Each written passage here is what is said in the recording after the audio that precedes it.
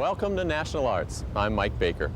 Our guests this week include Obie-winning top girl Donna Bullock, who's currently co-starring in the national tour of Me and My Girl. Once you lose your heart, once somebody takes it from the place it rested in before.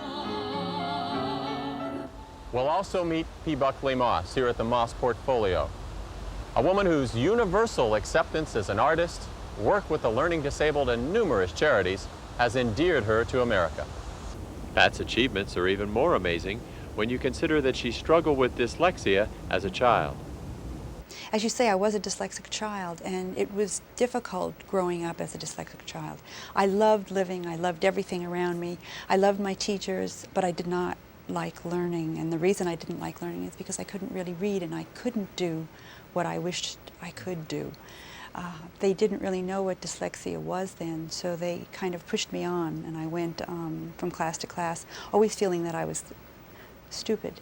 And to this day, although I'm very successful, and I love my work, and I work very hard with it, and I'm very secure, I still have that stigma that will always be with me, and I will always feel less than perhaps my sister, who was a very good reader. I know that you work in several mediums, etchings for one, and then watercolors. Watercolor is my great joy, my love. Etching is also my great joy and my love. However, etching is something I have to set time aside for. New Year's Eve we will have a party at our home, and New Year's Day I will be working in my etching studio. I have 3 weeks set aside just for etching. Etching is having a love affair with a plate, with a steel plate. I work in steel. Some people work in copper, and I have copper plates too, and I have zinc plates, but I work predominantly in steel. And it really is having a love affair with a plate. You no matter what size, you look at the plate and see what you can do with it. And your hand has to be so well trained, and you have to, your eye has to be so well trained, and your mind has to be well trained. And when you work on that plate, and then people ask, do you know exactly what you're going to do? And you don't know exactly where it's going to go when you start with a plate. It comes alive as you work on it, and it's very, very exciting. I notice in a good many of your paintings that they're children, and I know that you have a tremendous respect for the elderly. My mother is a little Italian, and if you have anything to do with the Italian people at all, you know that their great respect is for the elderly and for their family and for children. And the same with the Mennonites, and the same with the Japanese. This is things that I find in different cultures. The Japanese greatly respect their elders. The Mennonites, when we went to visit on a special day, we went to visit the Central Committee last year one day.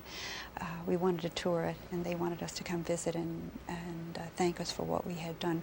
By the way, we've done another print this year that we hope will earn $200,000 for them, and that is for African relief too.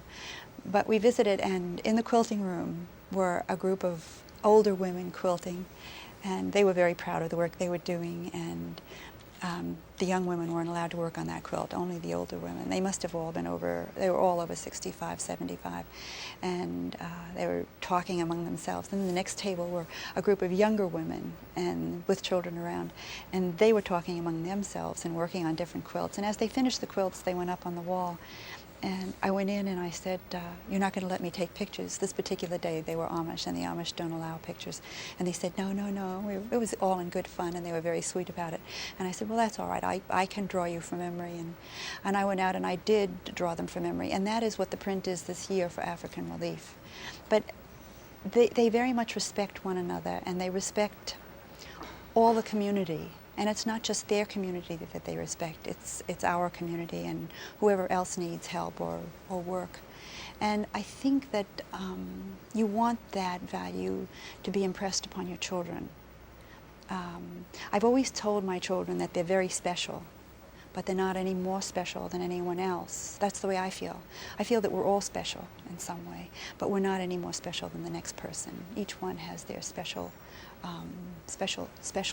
or their special being. Each one is a special being. And if you believe in in God in any way at all, or in a God at all. You believe that He is a supreme being and that we are all special things under God. And I think that's the way I believe. Tell me about your animals. My animals are my religious symbols. I talk about God a lot. Someone said to me, well, what church do you go to? I said, I don't go to church on Sunday. I work on Sunday, and that is my church. If I visited those girls on Sunday morning, that was my church, the girls in the home. The geese are symbols of stability and staying together. Canada geese mate for life and stay together. To me, a marriage is a very special thing, and a family is a very special thing. To me, a horse is a very noble creature, and its lines lift up to a higher being, whatever. When I was a little girl, I went to parochial schools, and at the top of the paper, we always had to put AMDG. Or JMJ. Or JMJ, Jesus, Mary, and Joseph, or all for the honor and glory of God. So it stays with you, and it impresses you, and you liked doing things well, although I didn't do them well. I like doing things well, and I like doing them the best that I can. And so I always consider that everything I do is for the honor and glory of God. And so my work is that horse that is lifted up. The lines are lifted up. If you look at it, it's not a photographic horse. It is just very beautiful lines that are lifting up to something that is wonderful, that we can all lift ourselves up to. The trees are lifting up. They're reaching out, and we all should lift and reach. I've noticed that your buildings have a certain animation which gives them a life and almost a humanity. You have a feeling for buildings as you travel. Just as you have a feeling for a flower or a tree, you can get as excited about, oh, look at that flower. You know, we were walking along the canal yesterday morning, and there was this marvelous weed that went out over the canal with purple things at the end of it, little purple flowers. And it was marvelous. You had to stop and say, oh, look at that wonderful, wonderful color out over the canal, the dark canal. It was very beautiful, very early in the morning. But you can get excited about a tree. You can get excited about a person, a figure, a horse, an animal. You can get excited about a beautiful building, a beautiful piece of architecture. It's wonderful. One of the sad things is that we lost a tree across the canal here last year, and you miss that tree. You miss that wonderful piece of architecture, or this wonderful piece of architecture, or that wonderful piece of architecture. Things that please your eye, you have a feeling for and a warmth for, and hopefully you can relay that warmth and that feeling in your work. And you've supplanted your Amish figures. They've become really, in a sense, international. We take them home. They began in Europe. They began in Germany and in Russia and in that part of the world. And they came here for religious freedom, for the same reason we all came, for freedom and growth. But I do take the people with me. The people are religious symbols. I began, I feel, as a religious painter. I transcribed and illustrated Thomas Aquinas' book on man, which is the only way I could have read the book. I'm not an intellectual at all, and it is an intellectual book.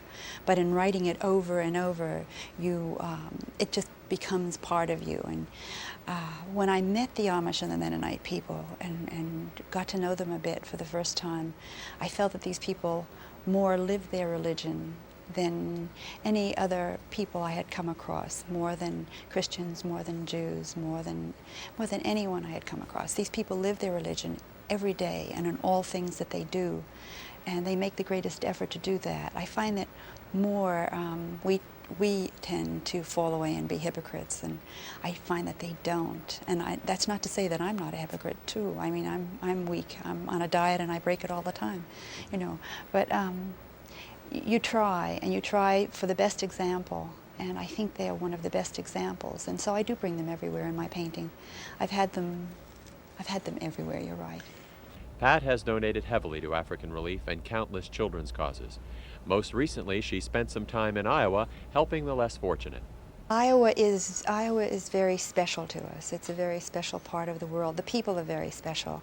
It's called the heartland of the country for for a very special reason. It is the heartland of the country. We work with charities and disadvantaged children everywhere, really. We work for All Children's Hospital. We've done 2 editions for them in St. Petersburg, Florida, and we have helped to build a nursing home for the multiple handicapped in Waynesboro, Virginia, and we're very proud of that. To see that going up and see the bricks coming up on the building is very exciting, and to be part of it. They came to us and said, would you help us? And we had done so many charity things that year, and I was so up to my neck with work that I had to do. I said, Malcolm, I just don't have time. And the woman came and said, I'd like you to meet my daughter. And this woman is such a lovely woman, and she has a family of her own who are lovely. And she had adopted this molested and battered child at 15 months old. The child was now 21 years old, and I could not cope with her for 10 minutes. This woman coped with her so beautifully, and her family are so gentle and lovely with her. This girl was a woman now, and she was still the mentality of a child and demanding, and they really need a home for people like this. And to be part of it, both Malcolm and I said, we'll do it. And we found the time to do it, and we're very, very happy that we did. We chose a very special subject in Virginia, one that I had been saving for myself. It's one of the oldest churches in Virginia, and it was near my home there. And I painted that, and it did very well for them. Tell me about Malcolm Henderson. Malcolm Henderson is a very special person. Together we have 10 children who we love dearly and who we would do anything for, especially educate, which we're doing. And Malcolm has had his first grandchild, and I'm going to have my first grandchild in January, and we're very happy about that too. Malcolm takes care of the whole business, and my work is a business. I do all the painting, and Malcolm takes care of all of the correspondence, all of the thinking part of the business part, because I am not a business person. For a while I had to be a business person until he came along.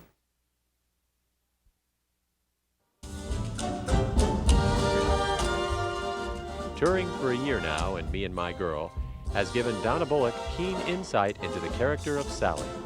I think the play pretty much sets her up, and I just don't hold back with any of those things that I want to do. If I want to scratch, if I want to, however, physical I want to be. I mean, at one point in the song, I grab Tim's bottom, and that sets up the relationship, and it sets up who I am, and so I think those little things along the way, you get a sense that this is a person who likes to have fun and who isn't afraid. Even though I'm uncomfortable in the environment, it's not going to keep me from being who I am.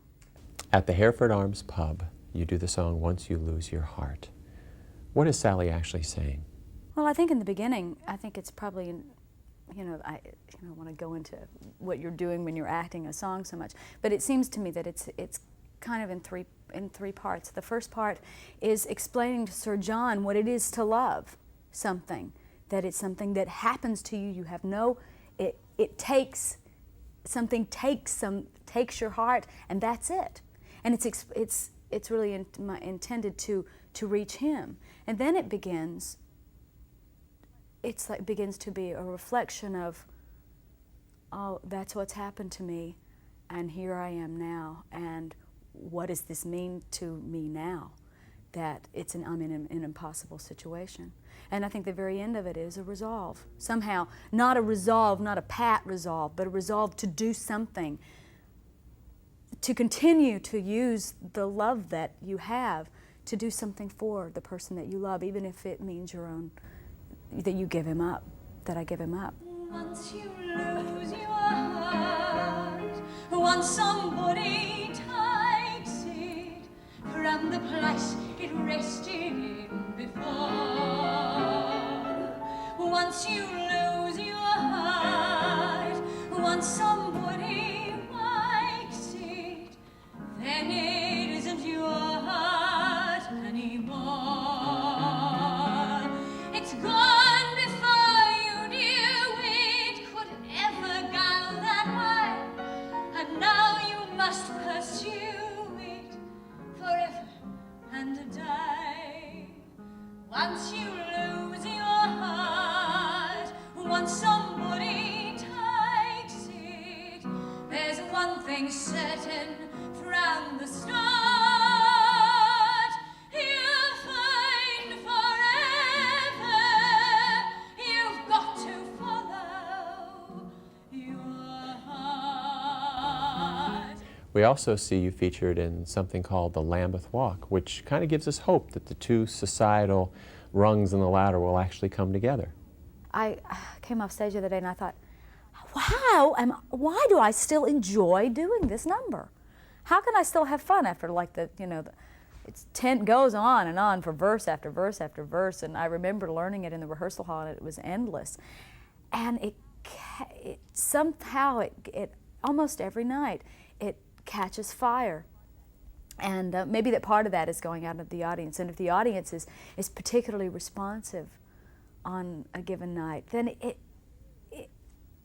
really energizes you, and you know what you're doing it for. If you can see those people's faces, and if they're grabbing your hand and thanking you, it's, that's the one time that performers don't get to do that very often. Really find out what it is, the kind of effect that they're having on an audience, and I think that's why that number is sometimes very special. Any time you're any evening, any day, you'll find us all doing the Lambeth Walk. Every little Lambeth gal with a little Lambeth cow, you'll find them all doing the Lambeth Walk. Your rather poignant moment in the song, Take It on the Chin, more or less sums up your situation in the play, but it's also a good moral for anyone who has ambition. I don't know that I think this is Sally's last alternative at this point. I think she'd rather not just take it on the chin, but she's got to get through a very difficult task, which is to once and for all let Bill go for his own sake. And so I think for that next time she has to just kind of buck up. Here's a little ruse to counteract an attack of the blues. Just you take it on the chin, turn on a little grin and smile. What's the use of worrying about a single blessed thing? After all is done and said, pretty soon it'll all be dead. So, as we're alive, there's a bother you want to survive. Just you take it on the chin, cultivate a little grin and smile. Tell me about the Obie Award that you got for Top Girls at the New York Shakespeare Festival. It was a wonderful show. I'm not going to say how old. I was about 27 when I did it, and a very young 27. And I think I was the youngest person in the cast with some very heavyweight actresses. And it was a wonderful experience to watch them work. In the very beginning of it, I played the waitress who basically brings in food and has to just be very good on timing. And so I watched a lot of people work, which was it was just.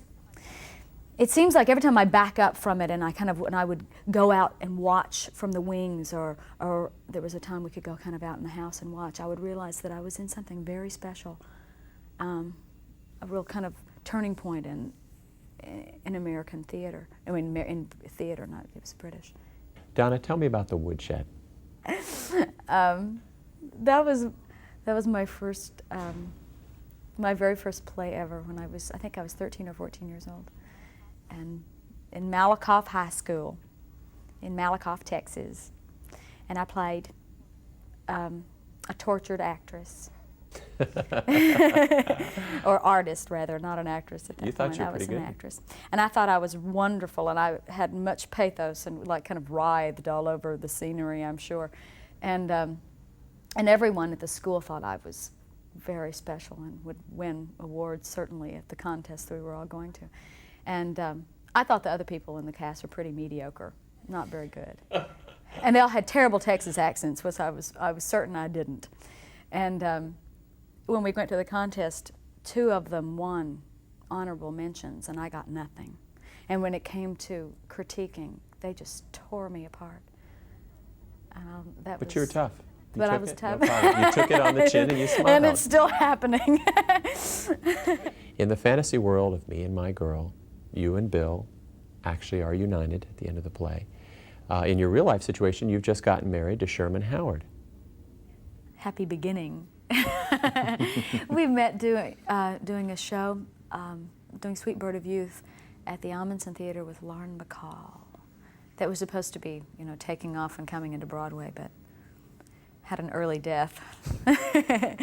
But we met, he played Tom Jr. and I played Heavenly Finley. And Brother and sister. Brother and sister. The word is, Sherman, that you play the villains, and Donna plays all the young ingenues, the sweet, innocent. Not sweet innocent. Well, at least the nice people. I the play. good people. Sherman, was it love at first sight? At first speak, I think. I think the first time we actually sat down and had an in-depth conversation, I discovered that what Romeo and Juliet experienced actually is possible. I think I never really took that seriously before, but indeed it is. You felt the butterflies in the stomach and all that? Not so, well, not so much butterflies in the stomach. It's a kind of cosmic tunnel vision where the world stops all around you, and a world of possibilities suddenly opens up that one could never have imagined before, I suppose. Thank you very much. Mwah.